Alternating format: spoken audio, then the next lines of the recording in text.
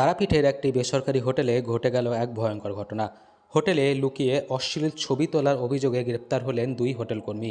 তাদেরকে আজ রামপুরহাট মহকুমা আদালতে পেশ করা হলে 5 দিনের পুলিশি হেফাজতের নির্দেশ দেয় রামপুরহাট মহকুমা আদালত। প্রসঙ্গত জানা যায়, গত 14 এপ্রিল কলকাতা থেকে এক পুণ্যার্থী তারাপীঠ এলাকায় একটি বেসরকারি হোটেলে ওঠেন। অভিযোগ, গত 15 এপ্রিল রাতে ওই হোটেলের বাথরুমে এক মহিলা স্নান করছিলেন।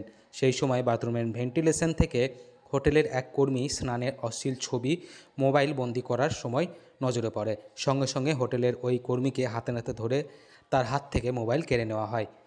পরদিন ওই পরিবার বীরভূমের রামপুরহাট থানায় অভিযোগ দায়ের করেন। সেই অভিযোগের ভিত্তিতে গতকাল হোটেলের দুই কর্মীকে গ্রেপ্তার করে রামপুরহাট থানার পুলিশ প্রশাসন এবং তাদেরকে গ্রেপ্তার করে আজকে রামপুরহাট মহকুমা আদালতে পেশ করা হয়। অভিযোগকারীর পক্ষের আইনজীবীর অভিযোগ, এই র্যাকেটের সঙ্গে বিদেশের যোগ থাকার সম্ভাবনা রয়েছে। অভিযুক্ত দুইজন কবে থেকে হোটেলে এই কার্যকলাপ চালাচ্ছে, কি তাদের উদ্দেশ্য, সেই নিয়ে তদন্ত শুরু করেছে বর্তমানে রামপুরহাট থানার পুলিশ প্রশাসন।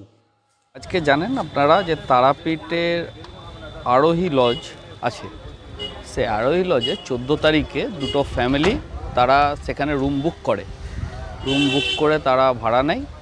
পরবর্তীকালে 15 তারিখে রাত্রেবেলায় যখন ভিকটিম স্নান করতে যায় তখন দেখে যে দুটো অ্যাটাচ বাথরুম, সেই বাথরুমের কাছে ছোট্ট দুটো জানলা এবং সেখান থেকে মোবাইলে কিছু তার প্রাইভেট অবস্থায় মানে স্নান করার সময় সেই ধরনের ছবি তারা ক্যাপচার করছে।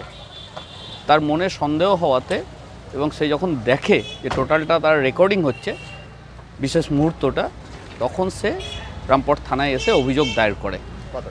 সেটা হচ্ছে 16 তারিখে, মানে 15 তারিখ রাত্রি 12টার পরে 16 তারিখে এফআইআর দায়ের করে।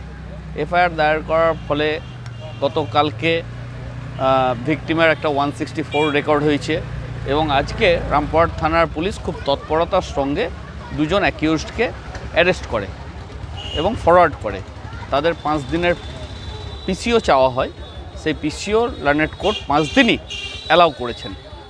এখন তারাপীঠের মতো জায়গায় এবং ইন দ্য মিন টাইম এই ঘটনা ঘটার পরে সে আরওসি লজের থেকে কিছু এভিডেন্স তারা ডিস্ট্রয় করেছে। যেমন সেই জানলাগুলোকে তারা, আমি ছবি দিয়ে দিচ্ছি আপনাদেরকে, তারা সিমেন্টিং করে দিয়েছে, অর্থাৎ এভিডেন্সগুলোকে তারা ম্যানিপুলেট করেছে এবং ডিস্ট্রয় করেছে। আমার ইনভেস্টিগেশন এজেন্সিকেও আজকে কোর্টের এসিজিএমের কাছেও আমরা প্রেয়ার রেখেছি যে এই ধরনের এই যে এভিডেন্স নষ্ট করে দেওয়ার যে ধরনের দেখা যাচ্ছে, সেক্ষেত্রে ইমিডিয়েট লজটাকে সিল করতে হবে, তবে এই মামলার সমস্ত এভিডেন্স কিন্তু ঠিক থাকবে।